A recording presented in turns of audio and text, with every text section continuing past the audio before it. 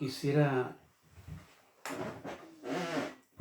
en esta tarde invitarlos a una pequeña reflexión de lo que es la palabra del Señor, compartir un pensamiento.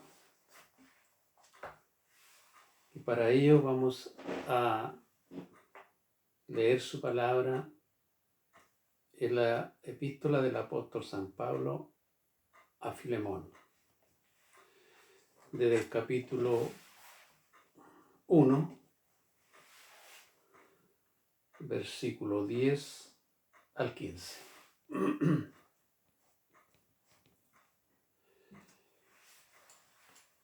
Le voy a dar lectura en el nombre del Señor. Dice: por lo cual, aunque tengo mucha libertad en Cristo para mandarte lo que conviene, más bien te ruego por amor, siendo como soy, Pablo, ya anciano y ahora además prisionero de Jesucristo. Te ruego por mi hijo Onésimo, a quien engendré en mis prisiones, el cual en otro tiempo te fue inútil, pero ahora a ti y a mí nos es útil, el cual vuelvo a enviarte. Tú pues recíbele como a mí mismo. Yo quisiera retenerle conmigo para que en lugar tuyo me sirviese en mis prisiones por el Evangelio. Pero nada quise hacer sin tu consentimiento, para que tu favor no fuese como de necesidad, sino voluntario. Porque quizás para esto se apartó de ti por algún tiempo, para que le recibieses para siempre. Vamos a hacer una pequeña oración pidiéndole al Señor de que Él intervenga en mi mente para poder entregar un mensaje de acuerdo a nuestra necesidad. Señor Jesús, te damos gracias en esta hora, Padre Celestial, por esta oportunidad que nos da de poder compartir tu mensaje. Te pedimos, Señor, humildemente, de que tú abras nuestro entendimiento, de que tú coloques palabras en nuestros labios y que se haga tu voluntad. Amén. Bueno, aquí nos encontramos con este gran apóstol Pablo. Este apóstol Pablo, que tuvo un rol clave respecto a lo que es el Evangelio. Se dice de que este varón recorrió más de 30.000 kilómetros a lo largo de su ministerio, entregando el mensaje de nuestro Señor Jesucristo. Pero, ¿quién es el apóstol Pablo? El apóstol Pablo, a la edad de 13 años, según las Escrituras, este varón ya tenía conocimiento cabal de toda la historia de los judíos, del pueblo judío. De allí entonces que él tenía mucho odio en su corazón respecto a los cristianos. Y este varón fariseo fue criado y enseñado en su doctrina a los pies del gran Gamaliel. E incluso se dice de que este apóstol fue testigo cuando Pedro estaba ante aquellos maestros, dando a conocer del por qué ellos predicaban este evangelio. Y cuando los cristianos empezaron a ser perseguidos en aquellos años, muchos de ellos se atrincheraron, podríamos decir, o se fueron hacia Damasco. Y por tal motivo, Pablo encontró de que ese era un muy buen lugar para eliminar a estas personas, a los cristianos. Y fue así como pidió carta para ir a perseguir a estos hombres, pero él no contaba con que ya Dios, Jesús, había tomado en consideración, y como dice su palabra, todo tiene su tiempo y todo tiene su hora. Y camino a Damasco, este hombre tiene el encuentro con Jesús. Allí se produce este gran encuentro. Y dice la palabra del Señor de que camino hacia Damasco cae un resplandor de luz que este varón lo enceguece y cae al suelo, cae a tierra. Y cayendo a tierra hay algo muy llamativo en esto, porque tan poderosa sería esa luz de que este varón, su interrogante, su pregunta, fue con mucho respeto, fue con mucho temor, porque dice: Señor, ¿quién eres?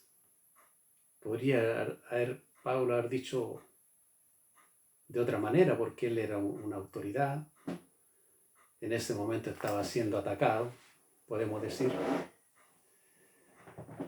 pero él responde de esa manera. Y Jesús le dice: yo soy a quien tú persigues. Duro de dar coces contra el aguijón. ¿Qué es lo que es coces? Coce era un instrumento, es un instrumento que todavía entiendo que se usa en los campos, que sirve para castigar a los animales, para hacerlos correr y que le hacen herida en su cuerpo. Y contra eso estaba luchando Pablo, estaba yendo, porque coces contra el aguijón. Y fue así entonces como tiene este maravilloso encuentro con nuestro Señor Jesucristo, lo que hoy día nosotros llamamos testimonio de salvación. Este encuentro maravilloso, que es el que toda criatura tiene que lograr encontrar en el Señor. Y mi pensamiento respecto a este testimonio es de que aquello muchas veces llega sin que nosotros lo busquemos. Porque la palabra del Señor dice de que nosotros somos elegidos desde el vientre de nuestra madre. Bueno, fue así entonces. Este es el apóstol Pablo, y fue así entonces como ahora él se dedica, después de todo un proceso que para qué lo vamos a enumerar, porque no vamos a centrar en lo que es la palabra del Señor en esta tarde, que es entonces la carta, la epístola que Pablo le escribe a Filemón. Y el título de ella dice: Pablo intercede por Onésimo. Entonces Pablo ahora se prepara en un viaje a Roma a predicar este gran evangelio, porque esa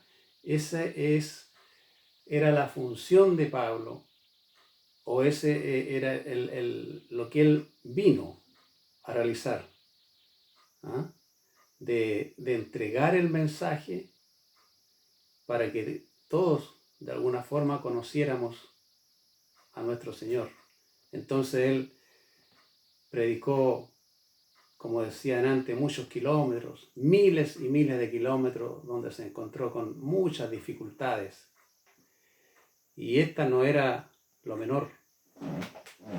Él va y se dirige a Roma, entonces, a predicar este evangelio.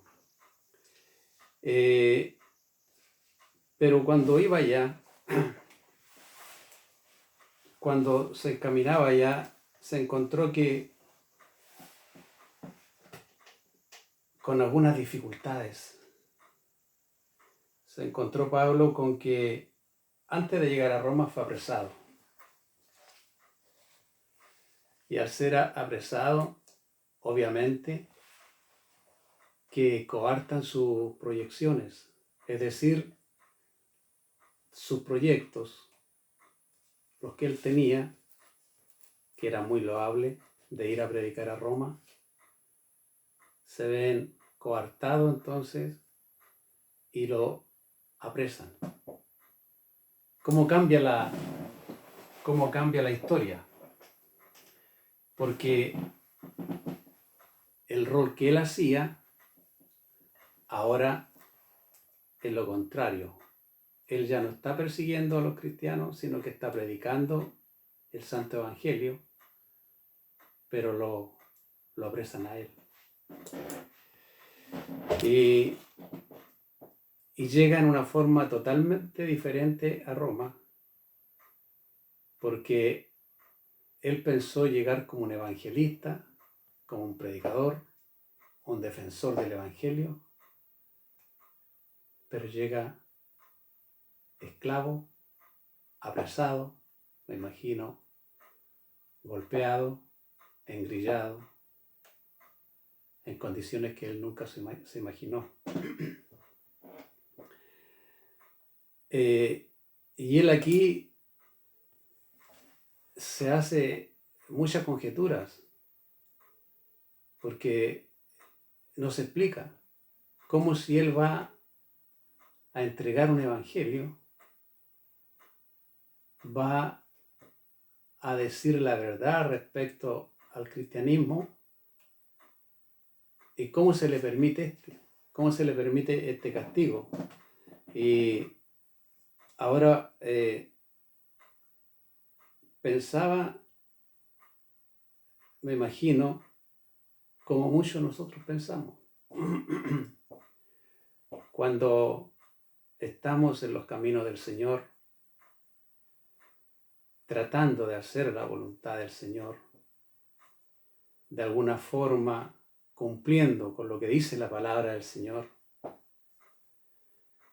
evitando caer, y cuando creemos que estamos más cerca,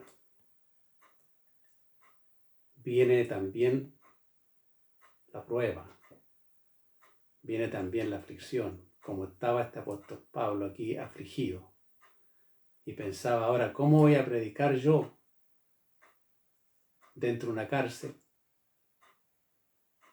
engrillado, golpeado?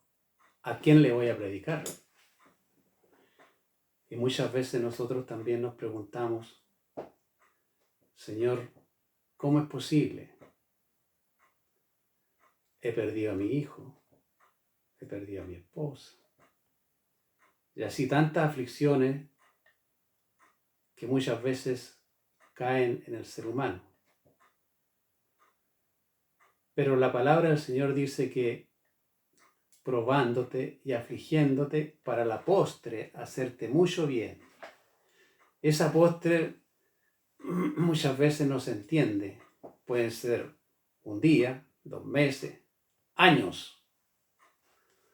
Años de prueba, de aflicción, de dolor, de angustia, de no tener respuesta, haciendo ayuno, orando. Pero Dios está viendo, está mirando todas esas cosas. Por eso que Él dice probándote y afligiéndote. Él dice que nos prueba como el oro en el crisol. Y el oro, para poder resplandecer, tiene que ser quemado, tiene que ser en este aspecto de alguna forma pulido para que pueda resplandecer. Y vemos entonces aquí que también nosotros nos encontramos muchas veces con estas dificultades. ¿Cómo? ¿Qué explicación podemos tener ante eso? Pero podemos ver aquí a este apóstol de que finalmente llega a la cárcel y no llega a Roma a predicar, sino que llega a una cárcel. Y aquí quisiera detenerme en una pequeña experiencia, una pequeña reflexión. No quisiera ser autorreferente, pero yo recuerdo que al poco tiempo que por misericordia tuve ese encuentro con el Señor, recibí mi testimonio de salvación el 4 de septiembre del año 90 a las 19 horas, a las 7 de la tarde, que todos saben la experiencia, aquellos que han tenido esta experiencia con Dios saben lo que significa un testimonio. Usted cambia totalmente su forma de vivir, su forma de ser, y ya usted trata de buscar al Señor. Obviamente que no cumple tal como dijo Pablo, ya no vivo yo, sino que vive Cristo en mí, pero uno también vive lo que es el Evangelio. Y sucede que en esa oportunidad yo había ascendido a un grado superior en mi trabajo y sin ninguna explicación, sin ningún motivo racional, podríamos decir, se me traslada a la ciudad de Lebu. Para hacer una ejemplificación, yo tenía a cargo aproximadamente 300 personas y se me envía a un lugar donde habían 30 personas, a 300, 200 kilómetros al sur de mi ciudad, en este caso Linares, y mi familia a otro lugar. Bueno, mi experiencia respecto a ese viaje fue también traumática, haciéndome estas mismas conjeturas, haciendo estos mismos pensamientos, reflexionando de esa misma forma, Señor, ¿por qué? Y buscando la explicación, ¿por qué?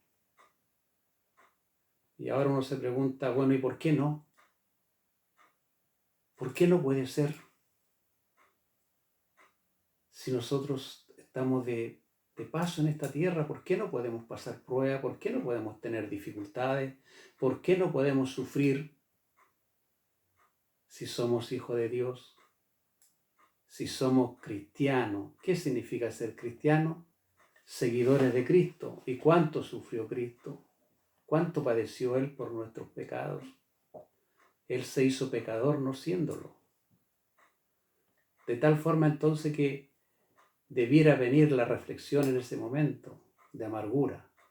Pero no es así, porque somos carne y siempre nosotros vemos muy corto, pero nuestro Señor ve más allá. Y Él nunca, nunca va a querer lo malo para nosotros. Siempre va a querer lo mejor. Pero para eso tiene que hacernos pasar por estas dificultades.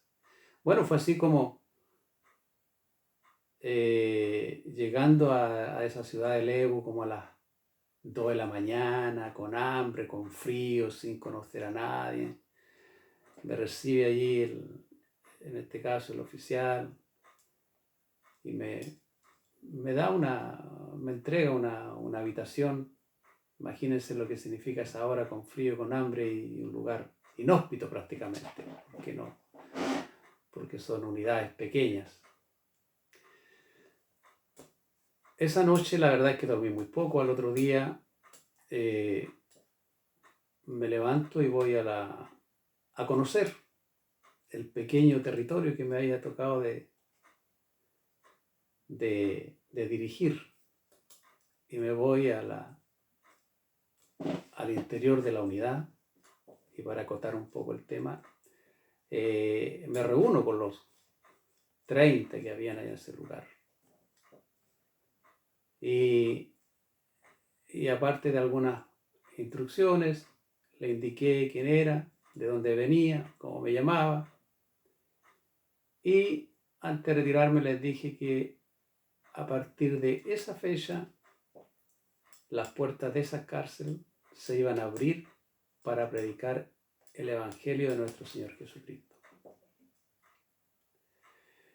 Bueno, fue así como, de hecho, el anterior jefe que había ahí no lo permitía, y lo habían expulsado por mala conducta.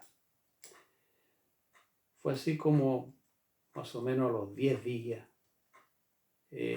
atiendo las audiencias de los internos, y se acerca un caballero, un hombre, un reo, y me dice: Señor, he querido conversar con usted porque hay algo que me llamó mucho la atención. El día que usted se presentó, dijo unas palabras que me traen a la memoria un hecho que ocurrió hace más de un año aquí. Yo llevo ya 20 años preso, por lo tanto conozco bien el sistema. Cuando usted dijo que las puertas de esta cárcel se iban a abrir para predicar el Evangelio, efectivamente hace más o menos un año vinieron unas señoras, una anciana, pelo blanco ya de edad, y estuvieron cantando, predicando ahí en el patio, que recuerdo que estaba lloviendo, que había llovido, y una de ellas saltaba y gritaba y decía: las puertas de esta cárcel muy pronto se van a abrir. Y eso me trajo a la memoria lo que usted había señalado. Bueno, para acotar esta experiencia, yo estuve solamente un mes en ese lugar y me devolvieron a mi ciudad. Esto lo cuento para la gloria del Señor.